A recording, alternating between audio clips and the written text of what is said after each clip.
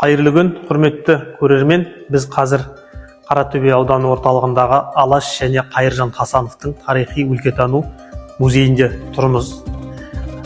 Осыдан біраз уақыттар бұрын мен әлеуметтік желідегі парақшама біздің аудандық мешітте сақталған тарихи тұлға Қазірет Қуаныш Қалиев Құрбанғали деген кісінің ұстаған Құранын, ескі Құранын салған болатынмын.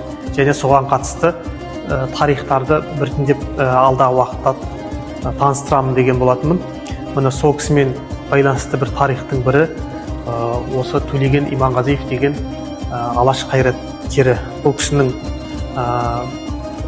репрессия құрбаны болып атылып кеткен қуғын-сүргіннің, оның көптеген оған тағылған айыптардың, жалалардың бірі осы Қазірет Қуаныш Қалиев Құрбанғалимен қарым-қатынас, жақын қарым-қатынасы дейді. Негізі бұл кісілер рулас, ағайын адамдар. Сол себепті үйінде қонақ болған, бірге қонақтықтарда болған, осыны желеу етіп, бірге араласты деп айып қылып таққан. Қазір Төлеген Иманғазиевтің немересі Қайыржан Хасанов марқұм өлкетанушы, сол кісінің жазған бірнеше кітаптары қолымызда тұр. Осылардың бәрін оқып шықтық. Әр жылдары жазылған, бірін-бірі толықтыра отырып, мұрағаттық деректер негізінде жазған, өздерінің отбасылық деректерін келтірген, білетін әңгімелерін. Міне енді біз Төлеген Иманғазиев кім дейтін болсақ, мына жерде Ахмет Байтұрсынов тұр, ұлт ұстазы, Төлеген Иманғазиев қатар тұр. Оқу үлгерімі, бұлар Орынбордағы мұғалімдер даярлайтын семинарияның түлектері болып есептеледі. Әр жылдары оқыған, оқу үлгерімі өте жоғары болғандығы мына куәліктен көрініп тұр. Енді Төлеген Иманғазиевтің Орынбор мұғалімдер семинариясын бітіргенде оған берілген қысқаша мінездеме былай жазылыпты дейді. Өте қызық.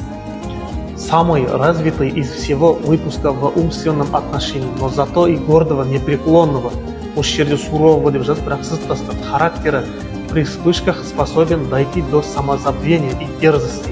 Однако, в силу выдающегося умственного развития отдавался вполне доброму влиянию и слову убеждения. Натура довольно подвижная, здоровье хорошее деп жазылыпты дейді.